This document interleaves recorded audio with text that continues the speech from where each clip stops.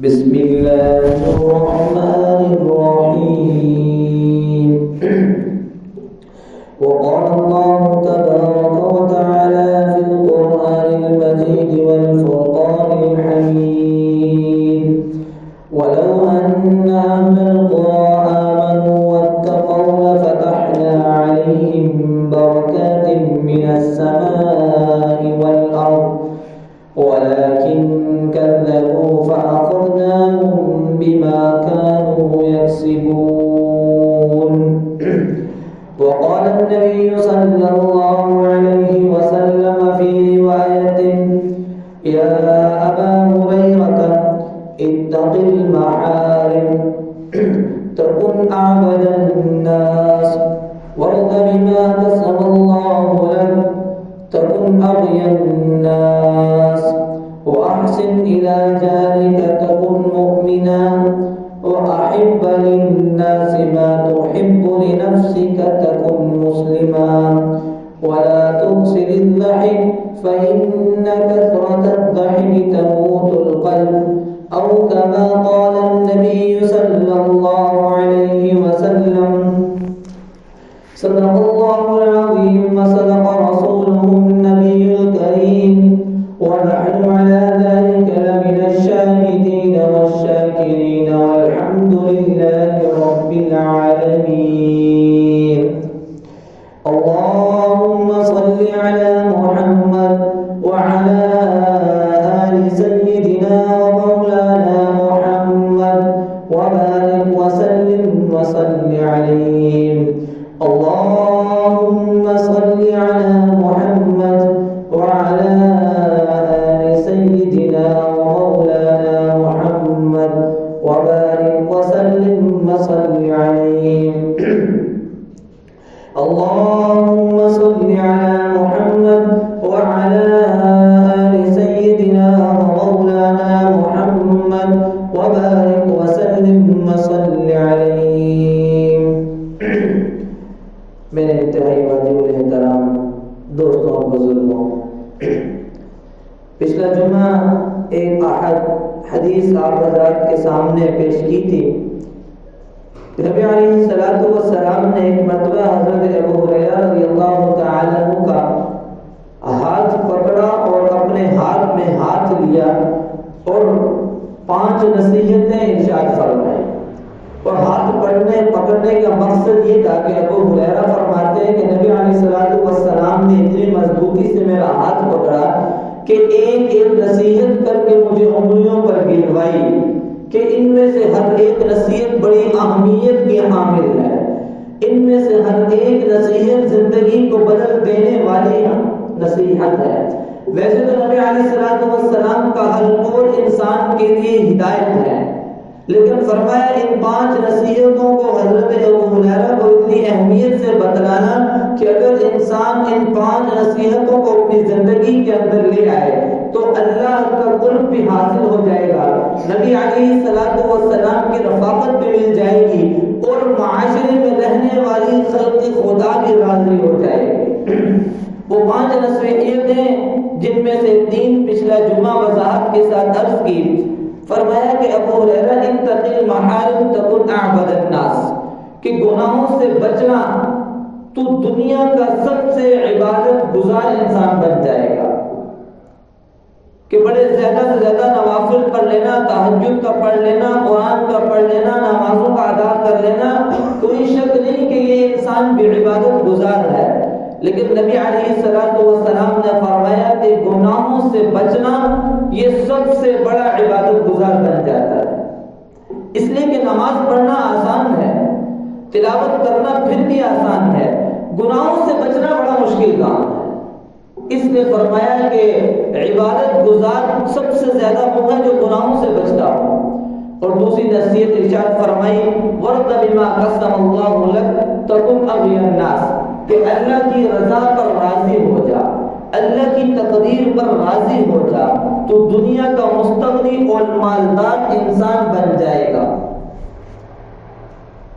حضرت شیخ فرماتے ہیں کہ ایک مرتبہ میں ایک عرب کے پاس بیٹھا تھا، کسی دعوت پر ہمارا وہاں جانا، شیخ تقی عثمانی صاحب دامت برکاتہم نے فرمایا کہ اس عرب کے پاس ہم بیٹھے تو دسترخوان پر اس کو فون آیا، ایک کال آئی، اور اس نے بیٹھے بیٹھے کہا انا للہ و انا الیہ راجعون، اور اس کے بعد دوبارہ کھانے میں لگ گیا۔ میں نے اس سے پوچھا کیا ہوا؟ کہنے لگا کچھ نہیں، کھانے کو کھاتے ہیں پھر اس کے بعد بتاؤں گا۔ تو حضرت فرمانے لگے کہ وہ جو انا للہ و انا الیہ راجعون کا جملہ تھا وہ مجھے تشویش اور میں ڈال رہا تھا کہ ایسا کیا معاملہ پیش آیا جس میں سے عرب نے انا للہ کہا۔ تو حضرت نے دوبارہ پوچھا، اس نے پھر یہی کہا کہ حضرت کھانا کھا لیتے ہیں پھر بتاؤں گا۔ تو حضرت فرماتے ہیں جب تیسری بار ذرا میں نے اسرار سے پوچھا تو اس نے کہا کہ میرے بیٹے کا ایکسیڈنٹ ہو گیا، مجھے کال آئی کہ میرے بیٹے کا ایکسیڈنٹ ہے اور وہ ہاسپٹل میں آئی سی یو وارڈ میں ہے۔ تو حضرت نے فرمایا کہ چلو پھر کھانا کھانے کی کیا ضرورت کہ بیٹے کے پاس چلتے ہیں۔ تو اس نے ایک عرب کا جو مشہور جملہ ہے ما قدر اللہ لک، اس نے کہا اللہ نے اس کی تقدیر میں لکھی تھا ایکسیڈنٹ ہو گیا، وہ ہسپتال پہنچ گیا، اگر تو میرے جانے سے وہ بچ سکتا ہے پھر تو میرا جانا فائدے کا ہے۔ اللہ نے جو تقدیر میں لکھ دیا میں اس سے راضی ہوں، مہمان آئے ہیں کھانا کھا کر چلے جائیں گے ہسپتال۔ تو حضرت نے فرمایا کہ عرب کی وہ اللہ کی تقدیر پر راضی ہو جانا اور صبر کا یہ جملہ کہنا میری زندگی کو بدل دیتا ہے۔ فرمایا ورد بما قسم اللہ لک، اللہ کی تقدیر پر راضی ہو تو دنیا کا مستغنی انسان ہے۔ اور تیسری نصیحت ارشاد فرمائی تھی واحسن الی جارک تکن مؤمنا، کہ تو اپنے پڑوسی کے ساتھ اچھا سلوک کر تب تو ایمان والا بنے گا۔ یہ ایمان کا معیار ہے کہ اپنے پڑوسی کے ساتھ، اپنے ساتھ رہنے والے کے ساتھ اگر تیرا سلوک اچھا ہے تو مومن ہے، اگر پڑوسیوں کے ساتھ تیرا سلوک اچھا نہیں تو مومن نہیں ہے، کامل مومن نہیں ہے، صرف ایمان، نام کا ایمان ہے تیرے اندر۔ اور تیسری نصیحت ارشاد فرمائی وَأَحِبَّ لِلنَّاسِ مَا تُحِبُّ لِنَفْسِكَ تَكُنْ مُسْلِمًا۔ تین نصیحتیں پچھلے جمعے وضاحت سے عرض کی تھی، تو چوتھی نصیحت ارشاد فرمائی وَأَحِبَّ لِلنَّاسِ مَا تُحِبُّ لِنَفْسِكَ تَكُنْ مُسْلِمًا، کہ تو لوگوں کے لیے اس چیز کو پسند کر تو جو اپنی ذات کے لیے پسند کرتا ہے، تب تو کامل مسلمان بنے گا۔ ہمارے ایمان کا معیار، ہمارے اسلام کا معیار یہ ہے کہ اگر تیری سوچ جو اپنی اولاد کے لیے، جو سوچ تیری اپنے لیے، وہی سوچ اگر تیری دیگر لوگوں اور ان کی اولاد کے لیے ہے تو تو مسلمان ہے۔ یہ تیرے ایمان اور اسلام کا معیار ہے۔ اگر ہماری ترازو، ہمارا اعمال، ہمارے لوگوں کے ساتھ لین دین اپنی اولاد کے لیے سوچ اور ہے، دوسروں کی اولاد کے لیے سوچنے کا معیار اور ترازو اور ہے، اپنی ذات کے لیے سوچنے کا ترازو اور معیار اور ہے، دوسروں کے لیے سوچنے کا ترازو اور معیار اور ہے، فرمایا تو مسلمان نہیں۔ تو اپنے لیے جو پسند کرتا ہے وہی جب تک لوگوں کے لیے پسند نہ کرے تب تک تو مسلمان نہیں۔ تو احب للناس ما تحب لنفسك تكن مسلما۔ اور ایک صحابی سے آپ علیہ السلام نے ارشاد فرمایا کہ تم پسند کرتے ہو تم جنت میں داخل ہو جاؤ؟ انہوں نے کہا جی ہاں۔ پھر فرمایا کہ تم پسند کرتا ہے کہ تو جنت میں داخل ہو جائے؟ انہوں نے عرض کیا جی ہاں۔ پھر فرمایا کہ تو پسند کرتا ہے کہ تو جنت میں داخل ہو جائے؟ تو صحابی نے عرض کیا یا رسول اللہ کون نہیں پسند کرتا؟ تو آپ علیہ السلام نے فرمایا تو تو اپنے بھائی کے لیے وہی پسند کر تو جو تو اپنے لیے پسند کرتا ہے تو جنت میں داخل ہو جائے۔ آج اگر ہم اپنے لیے یہ معیار رکھتے ہیں کہ ہمیں کوئی دھوکہ نہ دے تو پھر دوسروں کے لیے بھی میرا معیار یہ ہونا چاہیے کہ میں اس کو دھوکہ نہ دوں۔ آج اگر اپنے لیے معیار یہ رکھتے ہیں کہ ہمیں کوئی تکلیف نہ دے تو میرا معیار دوسرے کے لیے بھی یہ ہونا چاہیے کہ کوئی میں کسی کو تکلیف نہ دوں۔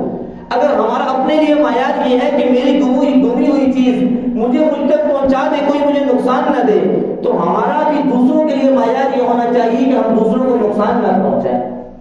ہم سمجھتے ہیں کہ ہماری گاڑی کے پیچھے کوئی گاڑی نہ لگائے تو ہمیں بھی دوسری دفعہ یہ سوچنا چاہیے کہ ہم کسی کی گاڑی کے پیچھے گاڑی پارک نہ کریں تو اس کو تکلیف نہ ہو۔ ہم سوچتے ہیں ہمارے گھر کے سامنے کوئی تکلیف دہ چیز نہ پھینکے تو دوسروں کے لیے بھی اگر میری سوچ یہ ہے کہ دوسرے کے گھر کے سامنے کوئی تکلیف دہ چیز نہ ہو تو یہ ہمارے ایمان اور اسلام کا معیار ہے۔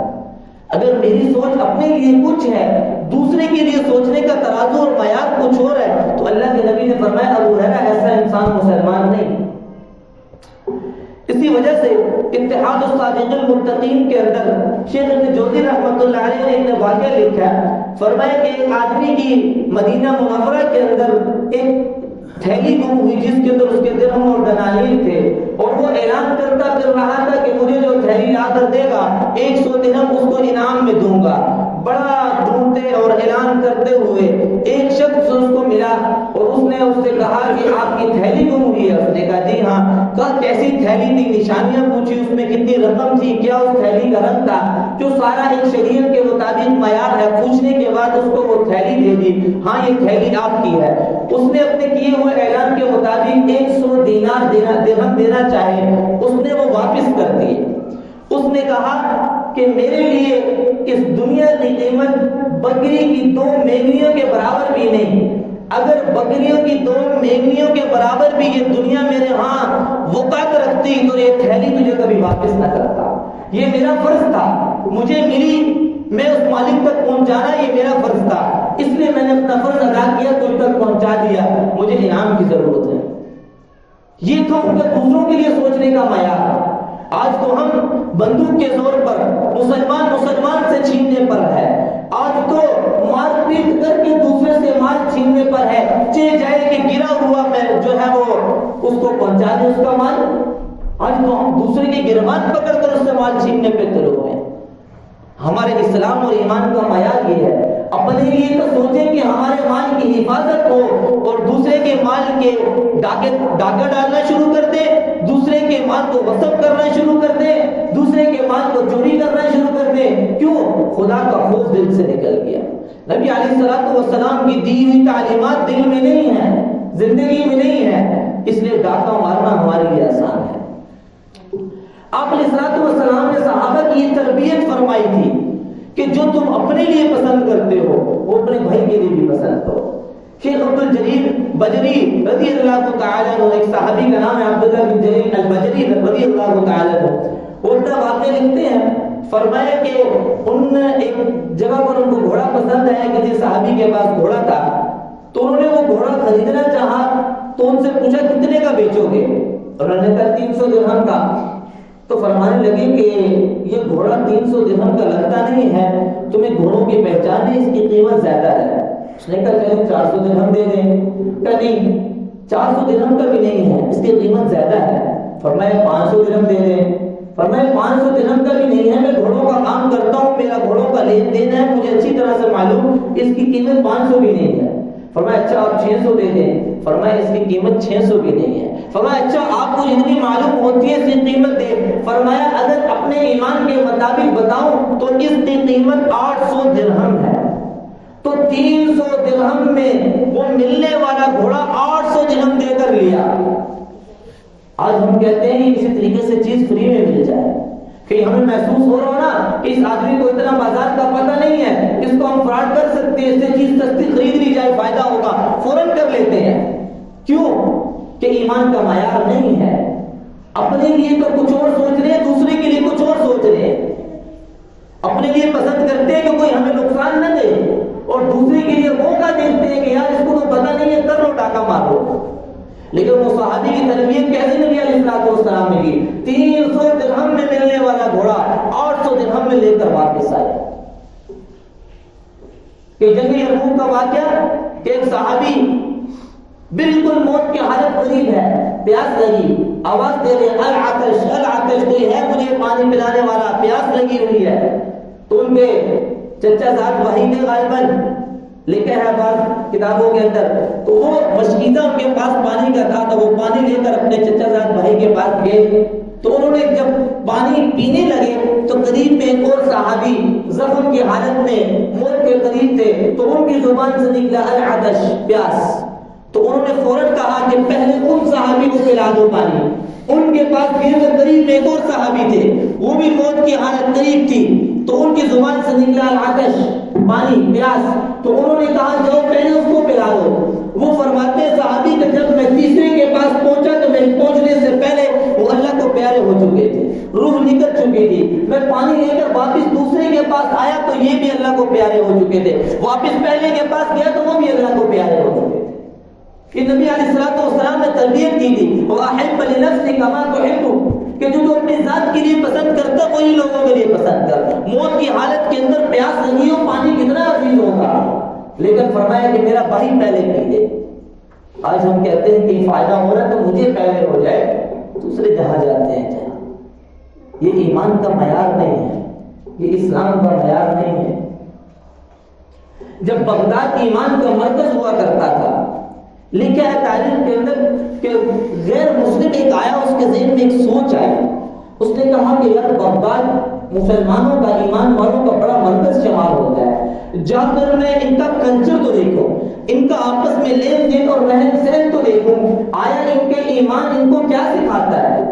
وہ وقت تھا جب واقعتا ایمان تھا لوگوں کا. اب وہ بغداد میں آیا تو جب اس کو ایک جگہ پر بھوک لگی تو وہ ایک کھانے والے ہوٹل پر بیٹھا کھانا کھانے کے لیے, تو قریب کے اندر ایک آدمی اس کو بڑے غور سے مسلسل دیکھ رہا, اور وہ یہ محسوس کر رہا تھا کہ یہ آدمی ہمارے علاقے کا نہیں لگ رہا, یہ کوئی مسافر اور باہر کا مہمان ہے. بڑے غور سے دیکھتا رہا, اور یہ کافر خود لکھتا ہے کہ میں بڑے تجسس میں تھا کہ مسلسل مجھے دیکھ رہا ہے. البتہ میں نے اپنا کھانا مکمل کیا. میں جب جہاں کر کاؤنٹر میں جا کر میں نے ان سے کہا کہ بھائی میں نے اتنا کھانا کھایا, میرا کتنا بل بنتا ہے, تو انہوں نے کہا تمہارا بل تو ادا ہو گیا ہے, تمہاری جو قیمت تھی وہ ادا ہو گئی. اس نے کہا وہ کیسے؟ کہا وہ آدمی جو آپ کے ساتھ والے ٹیبل پر بیٹھا مسلسل آپ کو دیکھ رہا تھا, اس نے آ کر ہمیں کہا کہ یہ آدمی کوئی مسافر معلوم ہوتا ہے, اس سے تم نے پیسے نہیں لینے, اس کے پیسے میں تمہیں دیکھ کر چلا جاتا ہوں. بڑا حیران ہوا کہ آیا مسلمانوں کے اندر, ایمان والوں کے اندر مسافر کی اتنی اہمیت, اتنی فضیلت, اتنی قدر و منزلت. کہتے کہ میں آگے چلا تو مجھے بازار میں کچھ چیز خریدنی تھی, تو میں نے ایک دکاندار سے کہا یہ چیز کتنے کی دو گے؟ اس نے کہا اتنے درہم کی دوں گا.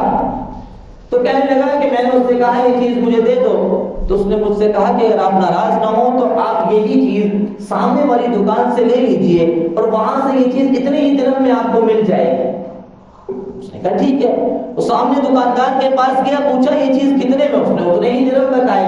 اس نے وہ چیز خریدی اور واپس اس دکاندار کے پاس آیا, کہا آپ کے پاس چیز بھی موجود تھی اور اس کا ریٹ بھی وہی تھا, قیمت بھی وہی تھی, پھر آپ نے مجھے اس کے پاس کیوں بھیجا؟ اس نے کہا اصل میں صبح سے میرے پاس اتنے گاہک آ چکے تھے, اتنے کسٹمر آ چکے تھے کہ میں اپنے بچوں کا آج کے دن کا گزارا کر سکتا تھا. میں دیکھ رہا تھا کہ صبح سے میرے سامنے والے دکاندار کے پاس کوئی گاہک نہیں آیا, تو میں سوچ رہا تھا اس کے بچوں کا گزارا کیسے ہوگا, اس لیے میں نے آپ کو اس کے پاس بھیج دیا. چلو کچھ اس کی بھی ہو جائے گی, آج وہ اپنے بچوں کا خرچہ گھر کا نکال دے گا. وہ کافر لکھتا ہے کہ مسلمانوں کے ایمان کا یہ ترازو دیکھ کر مجھے کلمہ پڑھنے پر مجبور کر دیا. جب ہمارا ایمان اسلام کا معیار جب یہ تھا کہ ہم اپنے لیے جو فائدہ سوچتے تھے دوسرے کے لیے وہی پسند کرتے تھے, پھر اسلام پھیلتا تھا. آج کیونکہ ہمارا معیار اسلام کا, ایمان کا وہ نہیں ہے, آج ہمارے کہ کسی طریقے سے مجھے فائدہ ہو جائے, دوسرے کو نقصان میں جانے دو.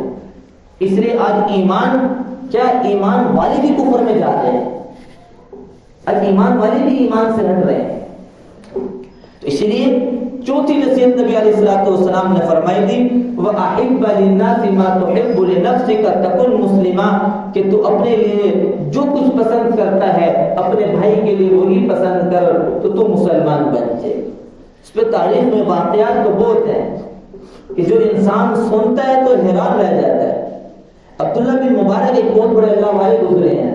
فرمایا کہ ان کے پڑوس میں ایک گھر بک رہا تھا, فروخت ہو رہا تھا, تو ایک خریدار خریدنے کے لیے آیا. اس نے پوچھا کتنے کا خریدو گے؟ اس نے کہا 2000 درہم کا. تو خریدار نے اس آدمی سے کہا کہ اس کی قیمت تو 1000 درہم معلوم ہوتی ہے, 1000 درہم معلوم ہوتی ہے, اتنا مہنگا تو نہیں, تم 2000 درہم کا کیوں دے رہے ہو؟ اس نے کہا ہاں اس جگہ اور گھر کی قیمت 1000 درہم ہی ہے, لیکن 1000 درہم عبداللہ بن مبارک کے پڑوس کی قیمت ہے. 1000 درہم عبداللہ بن مبارک کے پڑوس کی قیمت لے رہا ہوں. کہ جب ہمارا ایمان اس درجے کا تھا تو پھر ہمارے پڑوس کی بھی قیمت لگا کرتی تھی. آج ہمارا ایمان اور اسلام اس درجے میں آ چکا ہے, ہمارے پڑوس میں رہنے کی بھی پسند نہیں کرتا. لوگ پناہ مانگتے ہیں اللہ کب اس پڑوسی سے جان چھوٹے گی, اور وقت کا لوگ 1000 درہم اس کا پڑوس لینے کے لیے دیتے تھے. تو اللہ کے نبی علیہ الصلوۃ والسلام کی چوتھی نصیحت, وَأَحِبَّ للناس ما تحب لنفسك تكن مسلما. اور چوتھی پانچویں نصیحت ارشاد فرمائی ولا تكثر الضحك فإن كثرة الضحك تموت القلب، کہ کثرت سے لغو لعب اور ہنسی مذاق میں نہ لگا کرو، اس لیے کہ زیادہ ہنسنا اور لغو لعب میں لگ جانا دل کو مردہ کر دیتا ہے، دل کو مار دیتا ہے. پھر جب دل مردہ ہو جائے ختم اللہ علی قلوبہم، کہ پھر اللہ کی دلوں پر جب مہر لگ جاتی ہے پھر کوئی اچھی بات دل میں جاتی نہیں ہے، پھر کوئی اچھی بات سمجھ میں آتی نہیں، پھر عقل پر پردہ پڑ جاتا ہے، پھر غیروں کے پیچھے چلتے ہوئے ہم جہنم کے راستے پر ہوتے ہیں.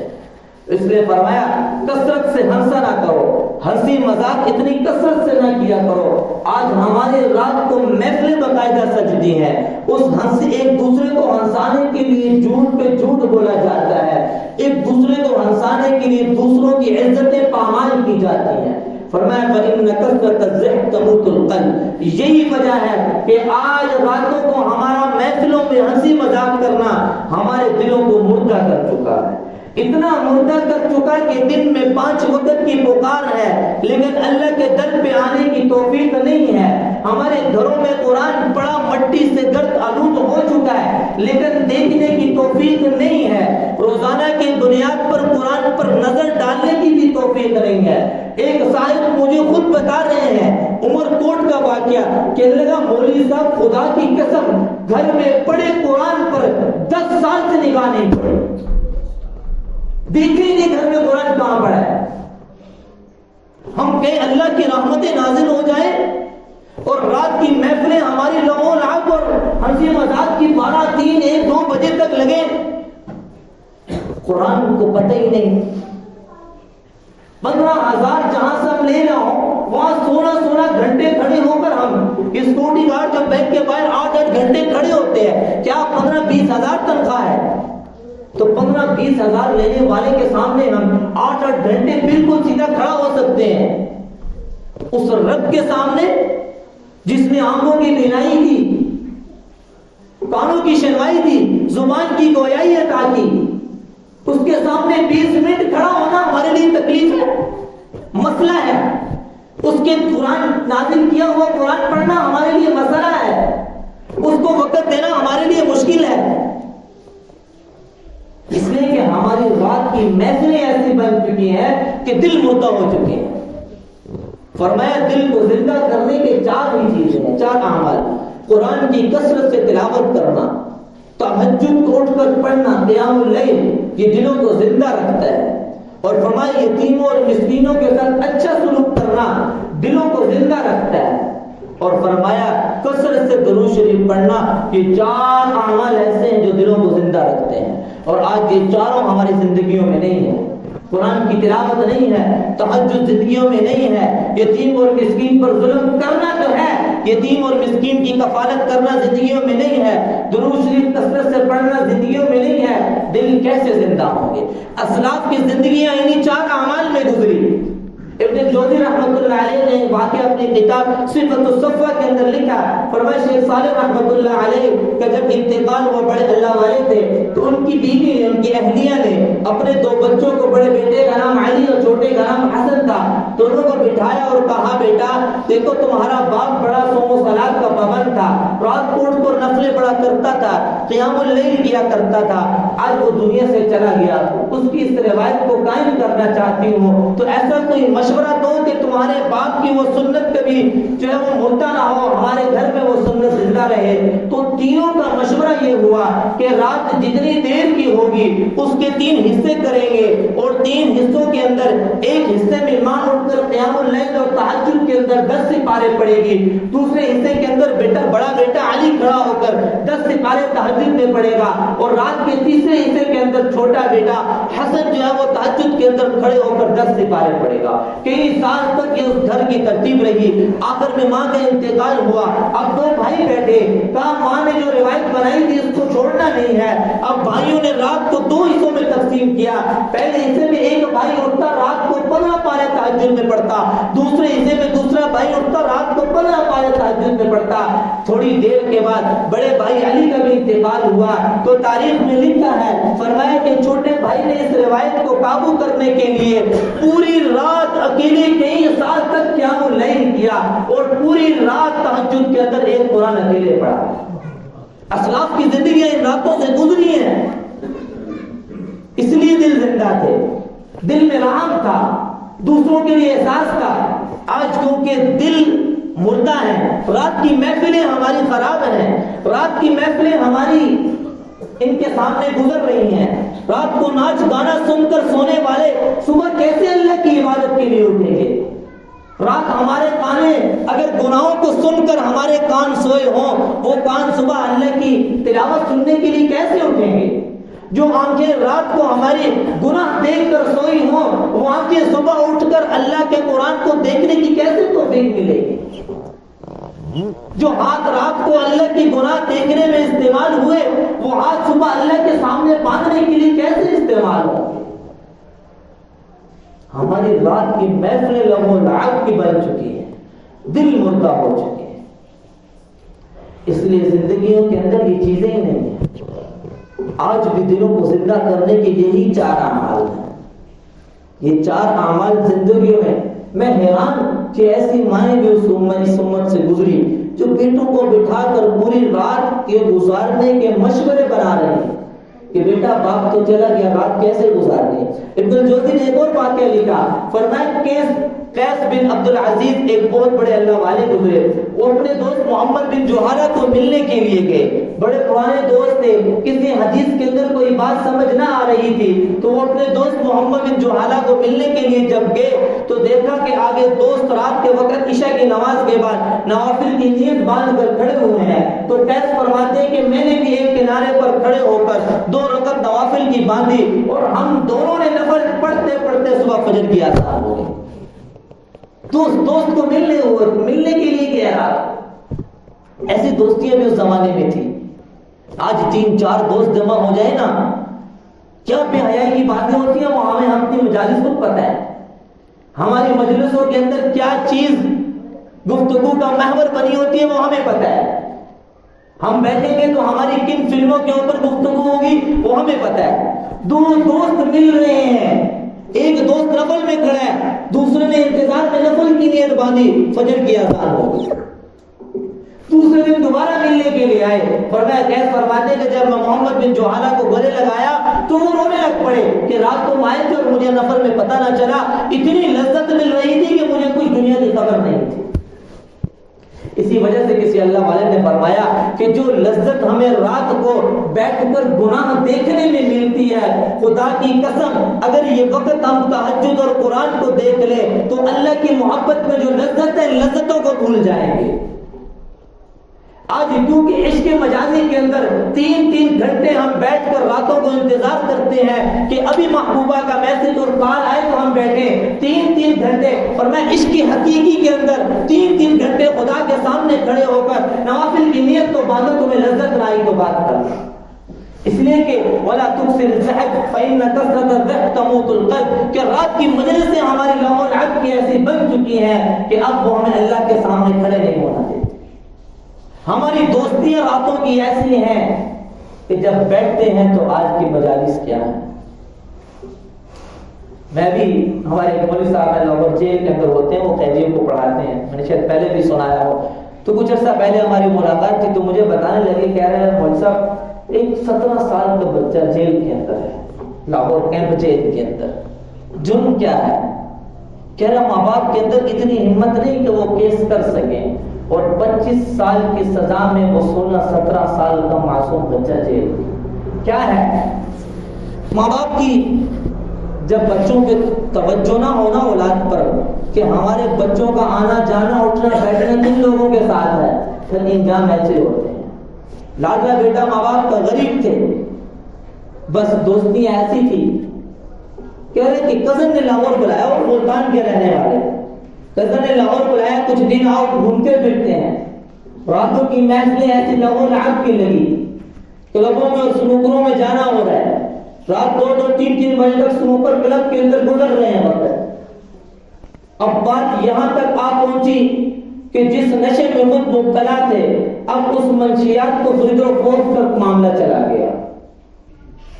اب جو پولیس کو ان کی مخبری دی کہ یہ لوگ بچے ایسے کرتے ہیں. اب یہ بچہ تو اس کو نہیں پتا. اب انہوں نے اسے کہا کہ یار یہ بیگ ہے, یہاں لے کر کھڑا ہو, ہم ذرا 2 منٹ میں آتے ہیں, ایک بندہ آئے گا اس کو پکڑا دینا, ہم 2 منٹ میں آ رہے ہیں.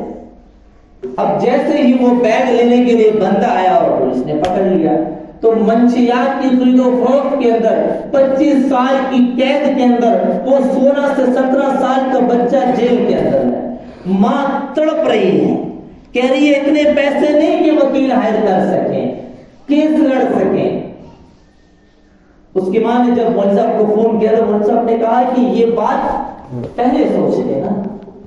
رات کبھی اپنے سے بچے سے پوچھا کہ مغرب کے بعد کہاں جا رہے ہو, آج تم 5 منٹ گھر لیٹ آئے ہو, کبھی اپنی اولاد سے پوچھا نہیں, تو آج رونے کا کیا فائدہ. 16 سال 17 سال کا بچہ, سن کر حیرانگی ہوتی ہے. جب ہماری آج کی ماجرالیس ایسی ہوں گی پھر ہماری نسلیں بھی ایسی ہی بنیں گی.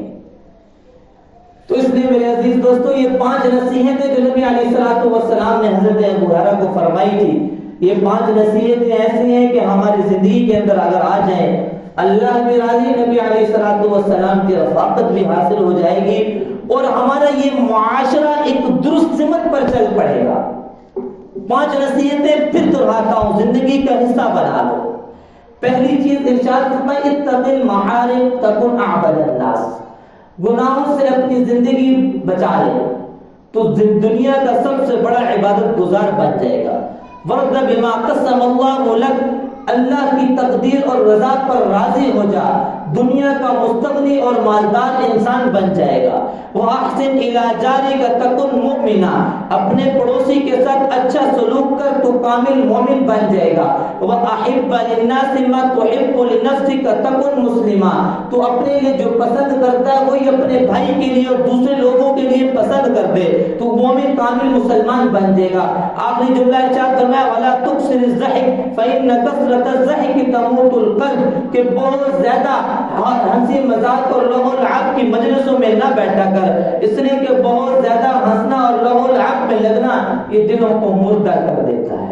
یہ 5 نصیحتیں اگر آج سے ہم اس بات کا عہد کریں کہ اپنی زندگی کا حصہ بنائیں گے, خدا کی قسم معاشرے کے اندر کوئی تبدیلی لانے کی ضرورت نہیں پڑے گی. پھر یہ تبدیلی کے نعرے جو ہم حکومتی سطح پر لگا رہے ہیں وہ لگانے کی ضرورت نہیں پڑے گی. پھر جو ہم حکمرانوں کو برا بھلا کہہ رہے ہیں وہ کہنے کی ضرورت نہیں پڑے گی. پھر جو ہم اداروں کو برا بھلا کہہ رہے ہیں وہ کہنے کی ضرورت نہیں پڑے گی. اس لیے کہ جب دل اپنے درست ہو جائیں گے پھر آٹومیٹکلی سب کچھ درست ہو جائے گا. اس لیے کہ اللہ کے نبی نے فرمایا کہ تیرے جسم میں ایک ایسا ٹکڑا ہے, ایسا ٹکڑا ہے, ان صلحت صلح جسد الکل وان فسدت فسد جسد الکل, کہ اگر وہ سیدھا ہو جائے گا سارے اعمال سیدھے ہو جائیں گے, اگر وہ فاسد ہو گیا خراب ہو گیا سارے اعمال خراب. الا وہی القلب الا وہی القلب الا وہی القلب, وہ دل ہے, یہ صحیح رخ پر آ گیا, سیدھا ہو گیا, ساری چیزیں سیدھی ہو جائیں گی. یہ غلط رخ پر چلا گیا, ساری چیزیں غلط ہو جائیں گی. اپنے دلوں کو زندہ کر لے, اللہ زندگی کے سارے راستے سیدھے کر دیں گے. اللہ رب العزت مجھے اور آپ کو ان باتوں پر عمل کرنے کی توفیق عطا فرمائے. وآخر دعوانا الحمدللہ رب العالمین.